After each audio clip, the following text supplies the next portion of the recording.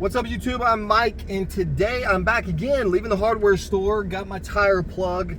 I just wanted to rant for a second, really, about some shit that I read in the news a couple weeks ago, guess now it's been. If you've been following my channel for a while, you understand that I am no friend of a certain particular political party that is left-leaning. That's not because I'm a super Christian. I'm actually not even religious at all. I've never been extremely right-wing in that way. And I happen to have a lot of very liberal views. Like, for example, I think drugs should be legal. You know, I think it's great, you know, what's going on with legalization of marijuana. Like, man, you know, we went to our first dispensary ever on vacation. We went to Colorado, and that shit was life-changing, honestly. And, you know, you've got psilocybin coming down the pipeline. They're working hard on legalizing recreational mushroom use. We're getting very close to getting to be able to use FDA-approved MDMA in a therapy session.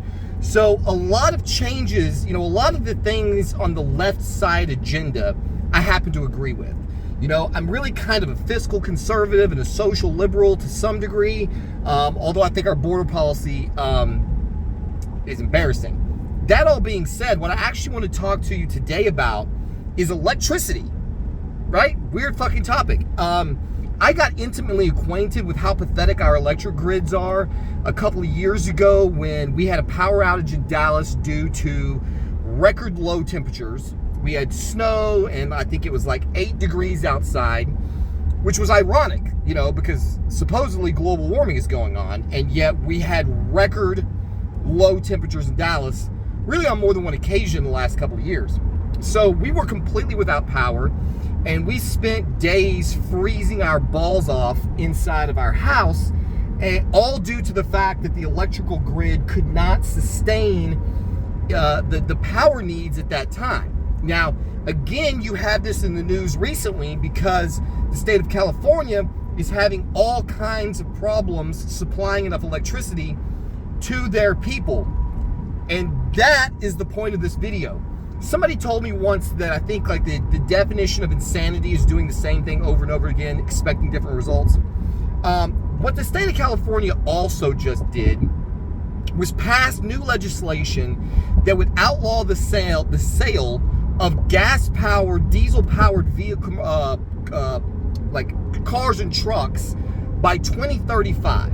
So California believes, along with 12 other states that have instituted trigger laws, that if the California law goes into effect, their laws go into effect. It's almost like they need California to be, you know, to have the big balls and do it first, and then they'll do it. I've never understood these trigger law things where they piggyback off of another state. Seems chicken shit to me, but whatever. The point is that California right now is pushing in a major way to get everyone to buy an electric car. And no sooner do they pass this legislation saying you won't be able to buy anything but a non-IC vehicle come 2035, then they turned around and asked all of their citizens who already have an electric car to please not charge their car during a certain period of time because the power grid couldn't sustain the demand. So how the fuck do you guys think this is going to work? How is it that you already have an electric grid that won't produce enough power to cover the demand with the current amount of draw and electric cars that need to be charged, and you think that you're going to move your entire state to electric vehicles, which of course use lithium batteries, which I could make an entire video about how toxic that is to the environment, the nightmares of recycling and storing and disposal and all this shit. This electric car idea is foolish at best and damaging and dangerous at worst. I definitely believe that we need some type of more sustainable propulsion system, but unless there's major changes in the battery arena, that's not going to be an electric car anytime soon. So the question, I mean, there's so many questions that go into this thing. How is it that you get your entire population, and I understand that the law doesn't make it to where you have to have an electric car. In California, you just can't buy one. So now your citizens have to drive clear out of state to try to get an affordable car that they can actually use. What if you live in an apartment complex, for example? Let's look at an apartment complex. People are already packed into these things like sardines. Parking is already at a premium. So where do you put all the charging stations in the parking lot so that every single person who lives in an apartment complex can have a charger? The range on these things is already not good. You already see examples where people are driving across the country and they get to a charging station and they're all full and they're having to wait, or they have to try to drive to the next, they have difficulty trying to get their cars charged in some circumstances. California seems to like pass laws and then try to figure out how to make the shit make sense, which to me is the dumbest fucking way to do it, and it's the most likely way to cause unnecessary anxiety and stresses and strains on all of the people that live in your city, in your country. It should be a country. Obviously, California should just. Honestly, what I wish would happen is that there would be a massive earthquake that didn't kill anybody. Of course, I don't want anybody to die, but if the San Andreas Fault could just shake so hard that Newsom and his entire state would kind of just drift off into the Pacific, not sink. Again, I'm not advocating any violence here. I'm just saying, if the entire coast of California could break off and just drift out like toward Japan, that would be amazing. That would be really great for the rest of the country, because then all the people in California who want to live in this insane world can go have their own island nation. They can make whatever idiotic laws they want, and they can do whatever they want, and then it won't affect the rest of us who are just trying to accomplish a life with some semblance of sanity in it. Because right now what we have is insanity that's just run rampant. Like, the old saying, like the inmates are running the asylum. That is literally what we have happening in this country right now. All of the most insane, sick, twisted, disturbed people that you could possibly imagine. Somehow the American people managed to fucking wrangle all those people together. Right? Your Bidens, your Pelosi's, all of them. They got all of the fucking lunatics and they put them all in power. It's like if you walked into a mental asylum and you just fired everybody who was working there, and you unlocked all of the doors, and you took all these people who are doped out of their minds on all kinds of shit, and you just put them in charge and said, okay, you guys take over. That's literally what's happening in this country right now, and nobody can figure out why everything's falling apart. You got the defund police movement. That didn't work so well. And then they're trying, in Chicago now, they're asking for the cops to come back. Now they want more funding to help get the cops back. Like, one liberal agenda after another just keeps failing. It just keeps falling flat on its face. And these people don't seem to be able to read the writing on the wall. The Democrats in this country should be very scared right now. Look what just happened in Italy. In Italy, according to the news, they just elected the most far-right politician since Mussolini. Some of you don't even know who the fuck Mussolini is. I'll give you a quick history lesson. Mussolini was a dictator that was running Italy during World War II. He was buddies with Hitler. And so there was so much insanity what took place in Italy during COVID. Clearly the people said enough is enough. And they have gone in the polar opposite direction, and they have put someone into power who is apparently being compared to Mussolini. And this is going to happen in America if people are not careful.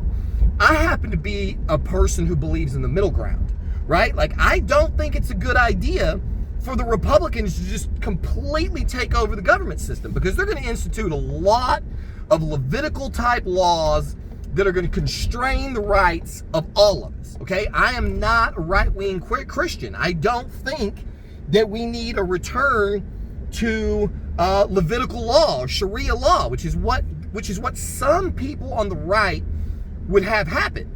But at the same time, I'm gonna get myself in trouble. I gotta be careful. You can't say anything these days. I probably get in trouble for what I've already said.